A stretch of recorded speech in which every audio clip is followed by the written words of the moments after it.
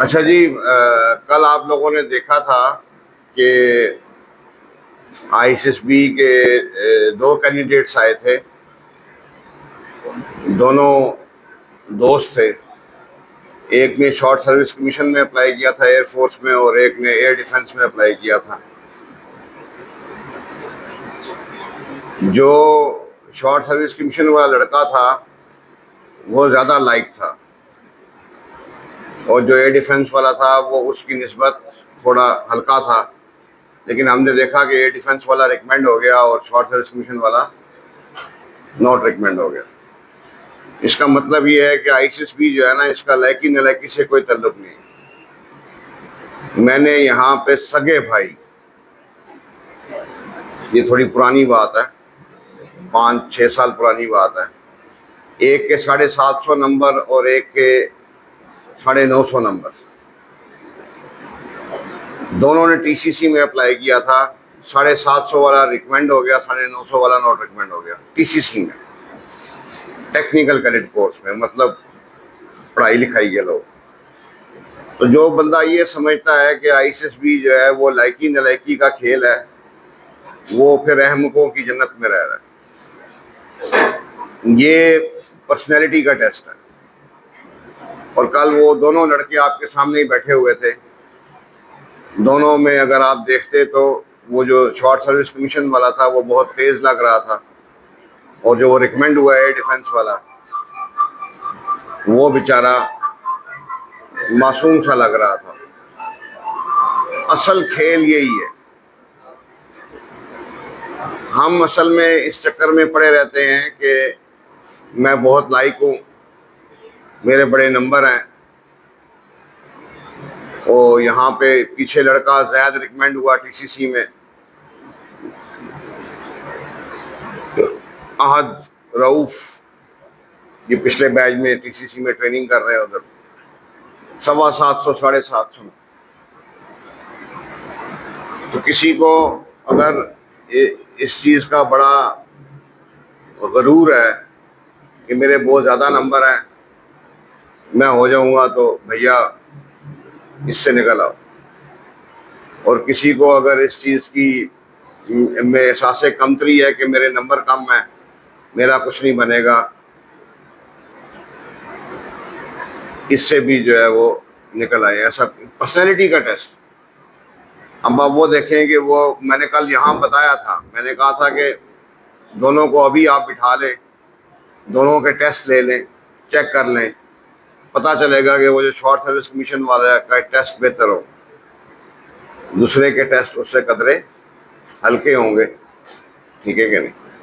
तो आईएसएसबी जो है वो पर्सनैलिटी का टेस्ट है, ये लायकी नलायकी का टेस्ट नहीं है। अगर ये लायकी नलायकी का टेस्ट होता, आर्मी वाले कहते हैं जिनके 80% नंबर है वो आ जाए।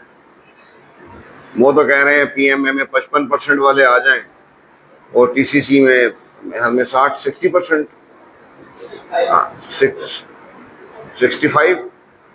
65% नंबर भी कोई नंबर नहीं है।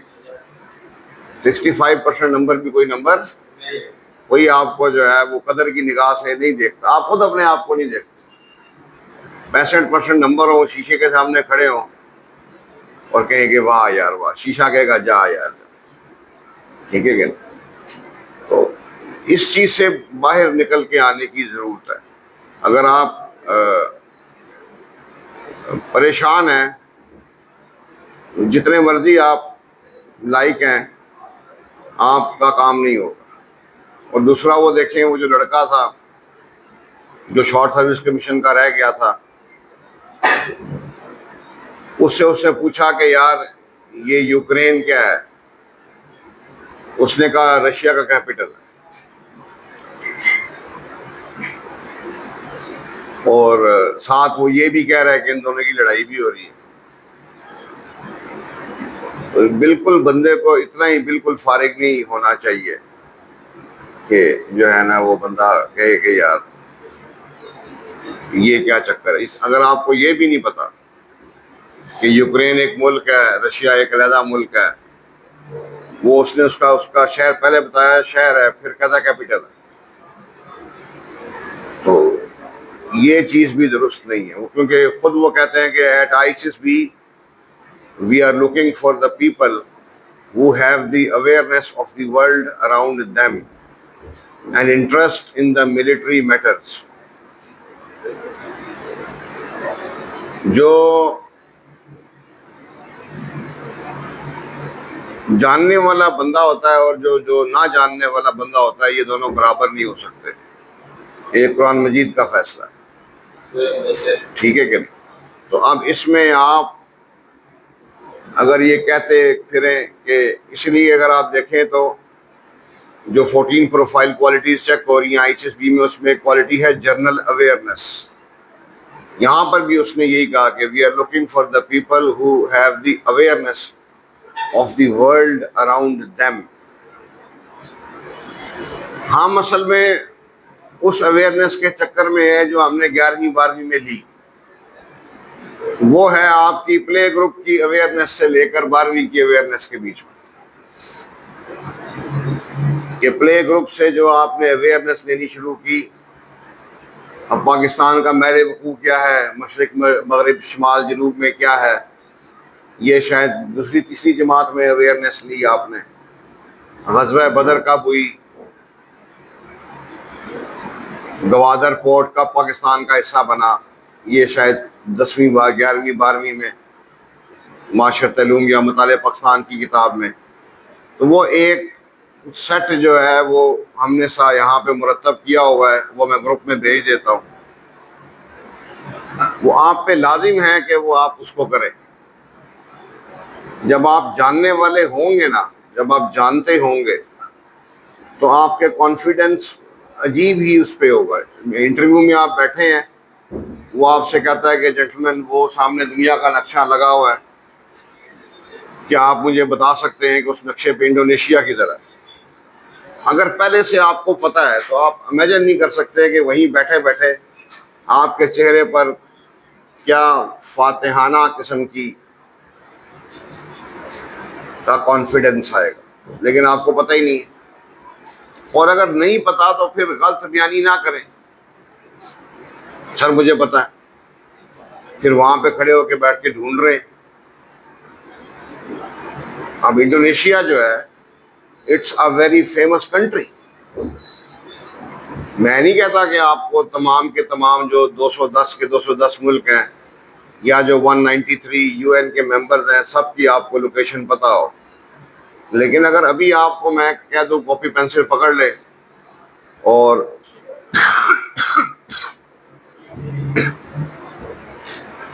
मुल्कों के नाम लिखना शुरू करें, तो मेरे ख्याल में 60 70 80 मुल्कों के नाम आप वैसे ही बगैर कोई बुक कोई नोट्स कंसल्ट किए लिख लेंगे।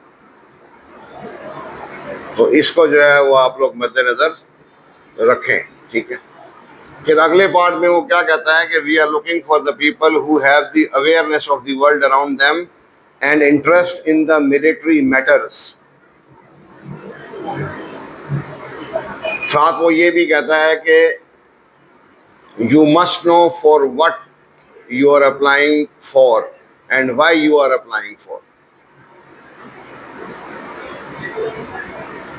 ठीक है कि नहीं? अब ये यहाँ पे इतना हिसाब था, वो लड़का ने एरोनॉटिकल इंजीनियरिंग में अप्लाई किया, पीछे 2 लड़के गए थे, एक रिकमेंड हो गया, एक नहीं हुआ। उनका मैं वहाँ पे इंटरव्यू में उसने पूछा कि यार आपने कौन सी इंजीनियरिंग करनी है, उसने कहा सर एरोनॉटिकल, क्योंकि लिख के दिया हुआ, जबकि एरोनॉटिकल इंजीनियरिंग कोई इंजीनियरिंग है ही नहीं।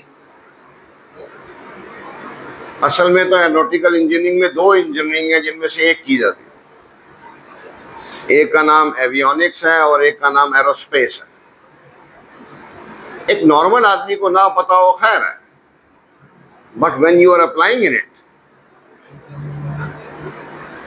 असल में what is biology? Biology is nothing, it is basically zoology and botany. तो इसी तरह aeronautical is nothing, it is avionics and aerospace. अब ये लोग TCC में अप्लाई कर रहे हैं, इन्होंने पहले वहां पे फॉर्म में लिख के दिया होता है कि मैं फलां फलां डिसिप्लिन जो है वो मैंने करना है। आपको हर एक का थोड़ा बहुत पता होना चाहिए कि यार मैकेनिकल में क्या होता है, मैकाट्रॉनिक्स में क्या होता है, इलेक्ट्रिकल में क्या होता है। एक है कंप्यूटर हार्डवेयर इंजीनियरिंग, एक है कंप्यूटर सॉफ्टवेयर इंजीनियरिंग, और ये जो एरोनॉटिकल इंजीनियरिंग है ये भी टीसीसी में वहाँ ऑप्शन में अवेलेबल है। कुछ लोग देते हैं, कुछ नहीं देते, लेकिन वहाँ पे जितनी इंजीनियरिंग लिखी हुई थी आपको सब के बारे में थोड़ा बहुत knowledge, civil engineering, telecom engineering, और भी कितनी होंगी मुझे सबका इल्म मुझको भी नहीं है। तो आपको वो सारा सिनारियो अगर नहीं मालूम तो फिर आप पता नहीं कहाँ बैठे हुए, वो फिर आप अपना हिसाब लगा दें। तो अवेयरनेस के बगैर जो है वो काम जो है वो दुरुस्त नहीं पाएगा। बाकी और डिटेल में जब हम इंटरव्यू का लेक्चर लेंगे, और वैसे तो बहुत बेहतर है कि वो यूट्यूब पे मेरे 2-3 इंटरव्यू के लेक्चर पड़े हुए, वो आप पहले से देख कर आए, ठीक है। अब ICSB की जो तैयारी है इसमें सिंपल स्टैटिस्टिक्स है, सिंपल। एक तो क्लास में रेगुलर पंचुअल रहे, क्लास मिस ना किया। हो सकता है कि आप जब यहाँ आ रहे हैं तो मैं 1000 लाइन्स मैं बोलूँ, इधर 1000 सेंटेंसेस मेरे मुंह से निकले। हो सकता है आपके काम के 10-12 ही हों, और वो 10-12 ही आप मिस कर गए। तब उसके लिए फिर वो यूट्यूब पे भी लेक्चर अवेलेबल है। लेकिन इसमें एक आप जो गलती करते हैं, जो काम आप करते हैं ना उसका एक टाइम मुख्तस करें। फिर आंधी आए, तूफान आए, इमरान खान आए, वो उस टाइम पे वही टाइम हो कि यार अच्छा रात को जो है 3 घंटे मैंने यूट्यूब पे बैठना है, बेशक 8 से 11 बैठना है, 6 से 9 बैठना है, बस फिर मैंने बैठना। इसमें कोई मैंने रोज रनिंग और एक्सरसाइज करनी है, वो एक टाइम मुख्तस करें, वो उसी टाइम पे करें। इसलिए आप देखें ना क्लास का एक टाइम मुख्तस है। अल्लाह ताला को वो नेकी और वो काम इंसान के सबसे ज़्यादा पसंद आते हैं जो आप मुतवातर करते हैं, तसलसल में करते हैं। ये नहीं कभी किया कभी नहीं किया, वो नहीं। तो इससे आप में जो खुद एतमादी पैदा होगी, जो आप में कॉन्फिडेंस आएगा, और उसकी पहली इंडिकेशन आपको तब मिलेगी जब आपकी कॉल आएगी। अगर आपने एडवांस बताना हो किसी बंदे के बारे में कि वो सिलेक्ट होगा कि नहीं, नॉर्मल हम उसको देखते हैं खुशबाश है, हैप्पी हैप्पी है। एक दिन देखते हैं उसका रंग उड़ा हुआ है, चिट्टा था तो लाल सुर्ख हुआ है, काला था तो काला स्याह हुआ है। हम पूछते हैं कि भाई क्या हुआ है, वो कहता है कॉल आ गई है। साथ ही फिर हम पढ़ देते हैं इन्ना लिल्लाहि व इन्ना इलैहि राजिऊन। ये तब नहीं होता जब आप पहले से प्रिपेयर्ड होते हैं। मतलब कि हालत ये होती है कि लड़कों को यहाँ पे महीना प्लस हो जाता है और कॉल आ जाती है,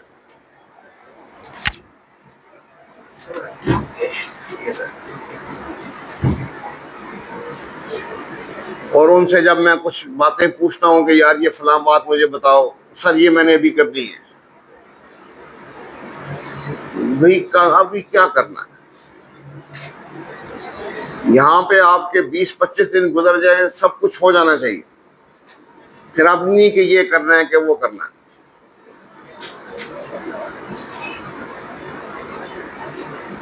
अब कई लोग क्या करते हैं, एक रिकमेंडेड लड़के का एक्सपीरियंस आपने यूट्यूब से सुना, तो देखा करें वो है किसका, OPM वाले का था। उसने कुछ नहीं बताया इंटरव्यू में कि मेरे से फिजिक्स के क्या, केमिस्ट्री के क्या सवाल किए थे, और आप टीसीसी के थे। वहां पे उसने आपसे कहा कि जी डिफाइन आर्किमिडीज प्रिंसिपल या व्हाट इज बॉयल्स लॉ, आप जवाब में चाल तला चला रहे हैं। अब टीसीसी का मतलब है कि आप इंजीनियर बनने जा रहे हैं। यहां पहले से ही आपको 25-30 कुछ डेफिनेशंस बता दी जाती हैं कि यार ये आप कर लो, और जब मैं पूछता हूं कॉल आ गई है, मैं कहता हूं अच्छा जी what is diffraction, what is polarisation, कदर अभी करना है,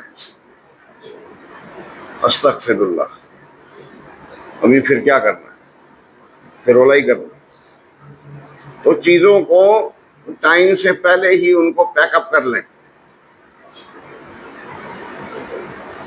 ठीक है कि नहीं। हाँ, वो वहां पे एक वीडियो अवेलेबल है, आज मैं ग्रुप में लिंक भी सेंड कर दूंगा उसका, आईसीएसबी पासिंग रूटीन, उसमें कुछ पॉइंट्स बताए, उनको लिख डालें, और 20 दिन के बाद, जो लड़के नए हैं, 20 दिन के बाद वो सारे के सारे पॉइंट्स ओके हो जाने चाहिए।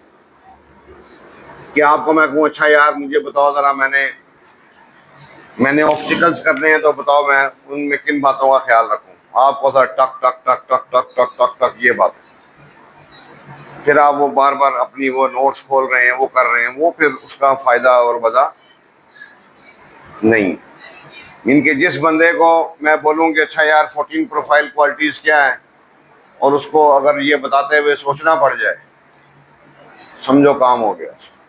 चलो नया खैर है, आपको ठक होना चाहिए कि ठीक है sir, planning ability, courage, emotional stability, determination, responsibility, integrity, initiative, influencing ability, social relations, physical endurance, general awareness, practical ability, expression and self confidence, ये अंदर अंदर पहले से अंदर मौजूद हो कि जब आप आईसीएसबी देने जा रहे हो तो वहां पे आप कोई काम डालें तो ये पहले से आपको डंडा मारे, वो लू के पट्टे क्या कर रहे हो, ये किया तो मैं तो गई।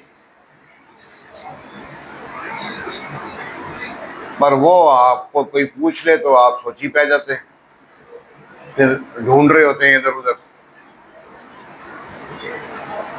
और जो कुछ लिखते हैं दिमाग ही नहीं आपका होता, लिखते एबीसी हैं।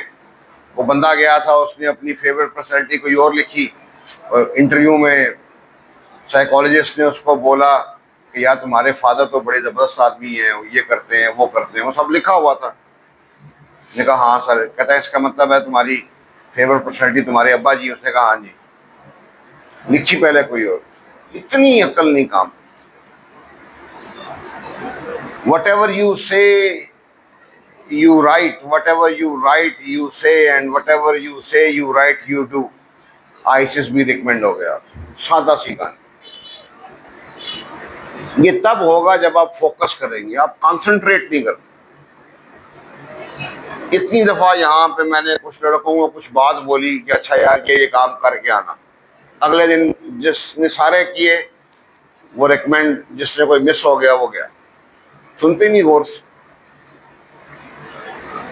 आप बात सुनते हैं जवाब देने के लिए, बात सुना करें बात सुनने के लिए, जवाब दे देंगे ना, जवाब का क्या। तो अब ये है कि कल जो है वो एक आप लोगों ने टाइप ऑफ आप पब्लिक स्पीकिंग कह लें या क्या कह लें, ये ऑपरेशन सिंदूर और ऑपरेशन बुनियानुल मरसूम